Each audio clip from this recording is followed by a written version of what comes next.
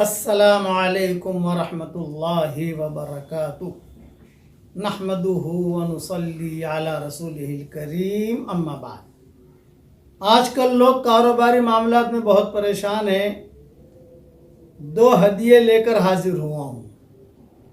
Number 1، محرم کی پہلی تاریخ سے لے کر آخری تاریخ تک 113 مرتبہ بسم اللہ الرحمن الرحیم لکھنے والا جو وظیفہ ہے، جسے میں ہر سال بیان کرتا ہوں، جسے حضرت مفتی شفیع صاحب نے بھی اپنی کتاب میں لکھا ہے، یہ تجارب الصالحین میں سے ہے۔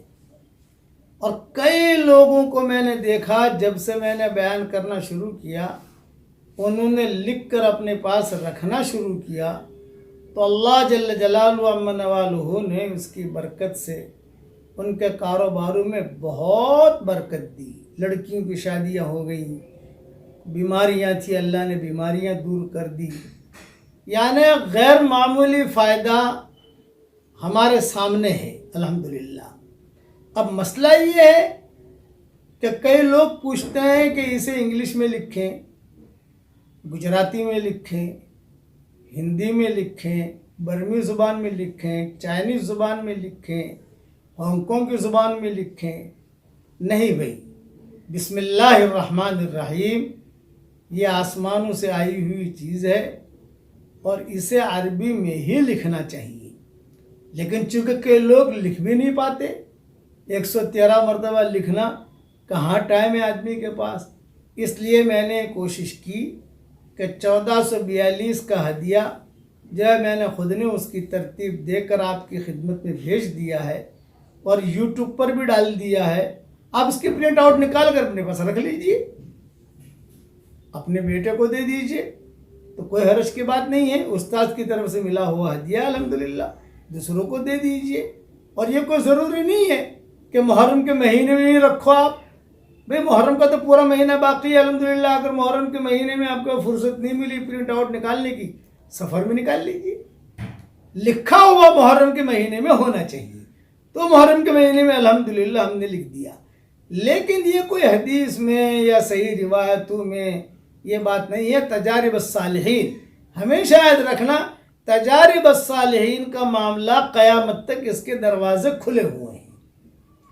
کئی قصے حدیثوں میں آتے ہیں، کئی قصے ایسے آتے ہیں کہ حضور صلی اللہ علیہ وسلم بتاتے نہیں تھے کہ تم یہ پڑھو۔ حضور صلی اللہ علیہ وسلم نے عبداللہ بن مسعود سے اتنا کہہ دیا، جاؤ بھائی لڑکی پریشان ہے، کچھ دم کر دو، تو عبداللہ بن مسعود نے جا کر دم کر دیا، لڑکی ٹھیک ہو گئی۔ حضور صلی اللہ علیہ وسلم کے پاس آئے تو آپ نے فرمایا کیا ہوا؟ کہا تھا لڑکی ٹھیک ہو گئی۔ آپ نے فرمایا کیا پڑھا تم نے؟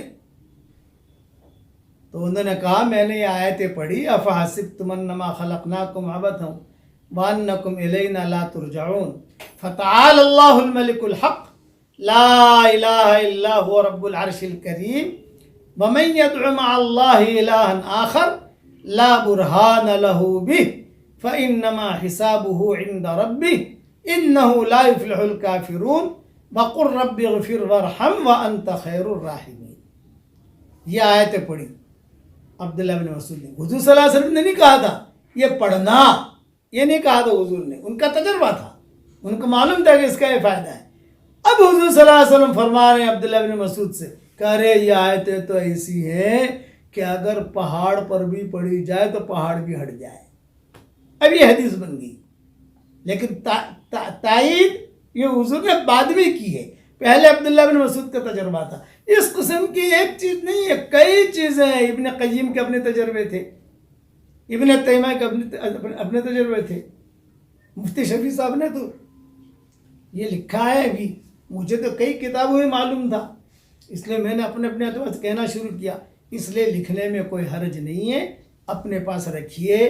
فوٹو میں نے واٹس ایپ پر بھی بھیج دیا ہے اس کو، اور یہ جو یوٹیوب ہے میرے بیٹے کا خالد پالم پوری کا، آپ اس پر جائیے، یہ آپ کو ملے گا انشاءاللہ، اس کا آپ نکال سکتے ہیں اور آگے بھی بھیج سکتے ہیں۔ یہ ایک ہدیہ ہو گیا۔ دوسرا ہدیہ دے رہا ہوں کہ جب بھی گھر میں داخل ہو 1 مرتبہ سلام کیجیے، 1 مرتبہ درود شریف پڑھیے، جو درود کا صیغہ آپ کو یاد ہو، اور 1 مرتبہ سورہ اخلاص پڑھیے۔ تو کتابوں میں لکھا ہے، میں حدیث کہہ کر نہیں کہہ رہا، حضور صلی اللہ علیہ وسلم کی طرف منسوب نہیں کر رہا ہوں، یہ بھی تجارب الصالحین میں سے کہ کتابوں میں لکھا ہے، ابن کثیر میں لکھا ہے، قرطبی میں بھی لکھا ہے کہ اس کا فائدہ اتنا ہے کہ اللہ تعالیٰ خوب برکت دے گا۔ بلکہ بعض کتابوں میں لکھا ہے کہ 40 گھر دائیں، 40 گھر بائیں اور 40 گھر آگے، 40 گھر پیچھے، یہ پڑھنے والے کی برکت سے اللہ ان کو بھی روزی پہنچائے گا۔ یہ 2 ہدیے ہیں میری طرف سے آپ سب کو، اس لیے اس کا اہتمام کیجئے انشاءاللہ۔ لیکن اس سے پہلے فرائض کا اہتمام بہت ضروری ہے، احکامات کو پورا کرنا یہ بہت ضروری ہے۔ البتہ ان چیزوں کی بھی گنجائش ہے جو میں نے بتائی۔ تو 2 باتیں ہو گئی، 113 مرتبہ بسم اللہ الرحمن الرحیم لکھنے کے بارے میں نے وضاحت بھی کر دی، اور یہ یوٹیوب پر بھی ڈال دیا ہے اور واٹس ایپ پر میں نے بھیج بھی دیا ہے۔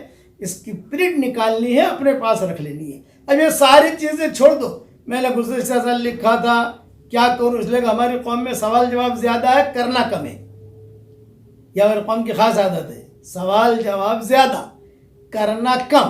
اب لوگ جو ہے پوچھتے تھے میں تو نہیں لکھ سکتی، میں لکھ کے بھیج دیتا ہوں بھائی، اتنا کام تو میں کر سکتا ہوں آپ لوگوں کے لیے الحمدللہ۔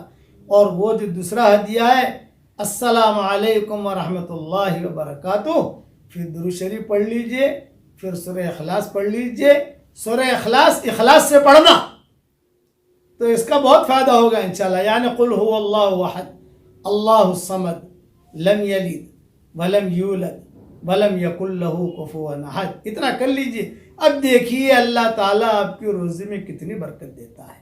میں دعا کرتا ہوں کہ اللہ تعالیٰ اس امت کی اجتماعی اور انفرادی پریشانیوں کو دور فرمائے، اور جو پریشان حال ہوں، جس لائن کی پریشانی میں ہوں، اللہ ان سب کی پریشانیوں کو دور فرمائے، اور اللہ تعالیٰ ہم سب سے راضی ہو جائے، اور اللہ تعالیٰ ہم سب کو راضی بھی کر لے، آمین۔ اور ایک درخواست کروں گا، نصیحت، روزانہ میرا درس قرآن آتا ہے، روزانہ سبق، آج کا سبق سن لیجئے، وہ سبق آتا ہے، وہ سبق بھی سنتے رہیو، بہت فائدہ ہوگا انشاءاللہ۔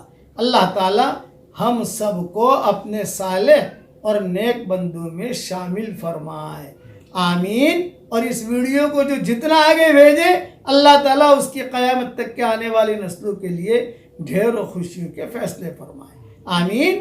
وآخر دعوانا ان الحمد للہ رب العالمین۔